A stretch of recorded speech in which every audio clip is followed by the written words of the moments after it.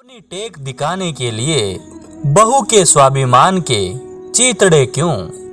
हवेली के बाहर बड़े से बरामदे में खाट पर बैठी अम्मा अपना हुक्का उड़क रही थी। हुक्का उड़कने की आवाज इतनी तेज थी कि घर में बाकी सदस्यों को साफ पता चल रहा था कि आज किसी न किसी की सामत आने वाली है। अम्मा अपनी जवानी के दिनों से ही तेज रही हैं। पहले अपनी सास को एक तरफ बैठा देती थी, अब बहुओं को। अम्मा हुक्का उड़काए जा रही थी और आगन्य दृष्टि से अपनी बहू कमला को घूरे जा रही थी, जो वही बरामदे से सब्जियां साफ कर रही थी। वैसे भी इस हवेली का दस्तूर है, जब भी कोई गलती करता है तो सबसे पहले सामत बहुओं की आती हैं। और सबसे बड़ी बात, जरूरी नहीं कि गलती करने वाला घर का सदस्य ही हो। आस पड़ोस में, रिश्तेदारों में भी अगर किसी ने कुछ कह दिया या सुना दिया तो सामत तो बहू की ही आनी है, उसमें भी सबसे पहले बड़ी बहू की, क्योंकि छोटी बहुएं तो अपने पतियों के साथ दूसरे शहर में रहती थी। पर यहाँ गांव में तो अम्मा जी के पास सिर्फ बड़ी बहू होती थी, जो सेवा भी करती हैं और अम्मा जी जब चाहे उसका लताड़ कर अपने सास होने का गुरूर भी रख लेती हैं। बाकी सबके लिए अम्मा जी का मातृत्व उभर उभर कर सामने आता था। बस पता नहीं क्यों बड़ी बहू के लिए ही उनका मातृत्व का तालाब सूख जाता था। फिर तो मातृत्व भी छोड़ो, नारीत्व भी गायब हो जाता था। कम से कम एक औरत दूसरी औरत को औरत तो समझ ले, पर पता नहीं क्यों अपनी सास की टेक दिखाने के लिए बहू के स्वाभिमान के चीतड़े करने में उन्हें बड़ा मजा आता था। खैर, आते ही आज के मुद्दे पर।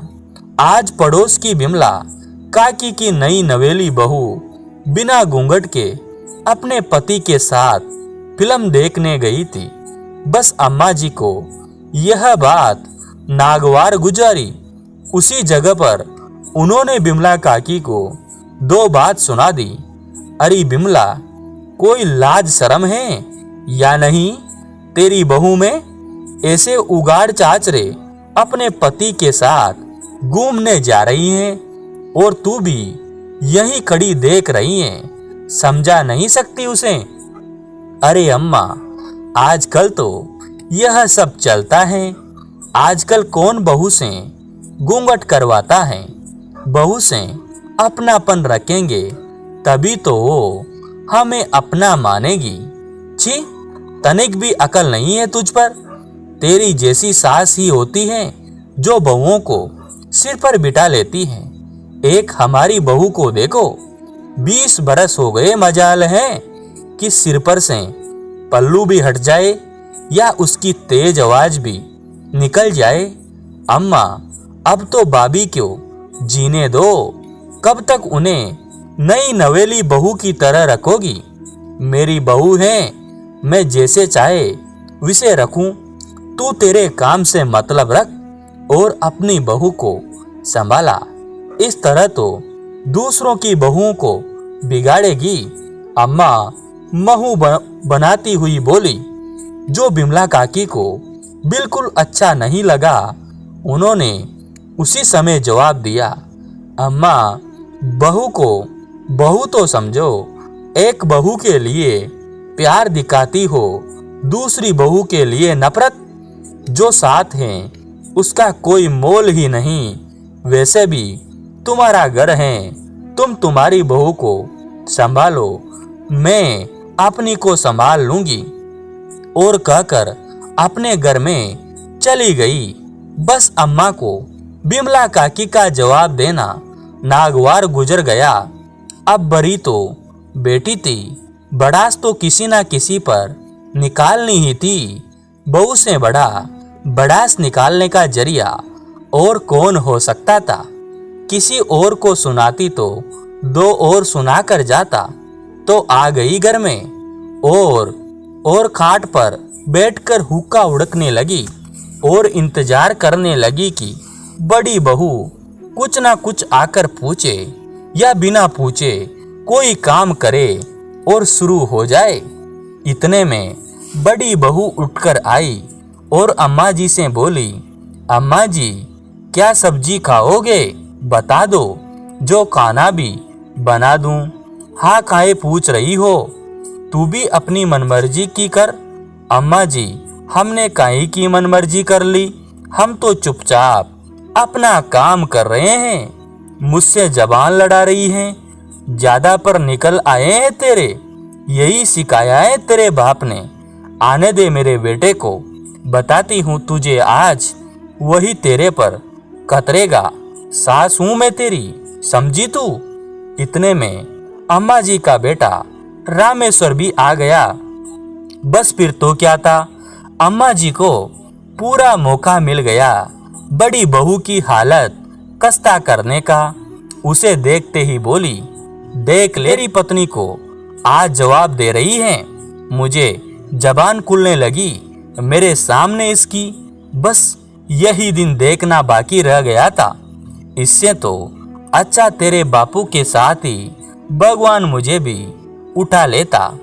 अब थका हारा इंसान घर आए और उसी समय यह सब सुनने को मिले तो दिमाग खराब होना लाजमी है। तो उनके बेटे ने भी चिल्लाना शुरू कर दिया, अम्मा से जबान लड़ाने की हिम्मत कैसे हुई तेरी, सास है वो तेरी और सास ही रहेगी, ज्यादा उनके सिर पर चढ़ने की जरूरत नहीं है, नहीं तो घर से धक्के देकर निकाल दूंगा। ना घर की रहेगी ना घाट की। बाबा आप माँ से इस तरह से कैसे बोल रहे हो, माँ ने तो अम्मा से कुछ बोला ही नहीं। जो इतने में 16 वर्षीय बेटी हरी भी बोला, जो इतनी देर से अम्मा का तमाशा देख रहा था। उसे देखकर अम्मा छाती पीटती हुई बोली, हाय राम, बस अब यही दिन देखना बाकी रह गया था। ले मेरे पोते को भी मेरे खिलाफ भड़काने लगी। अब तो ये मेरी अम्मा के बारे में इस तरह बोलने की तेरी हिम्मत कैसे हुई। रुके, तुझे अभी बताता हूँ मैं। अपने बाप के सामने जबान चलाता है। रामेश्वर आगे बढ़कर हरि पर हाथ उठाने ही लगा कि कमला ने हाथ पकड़ ही लिया।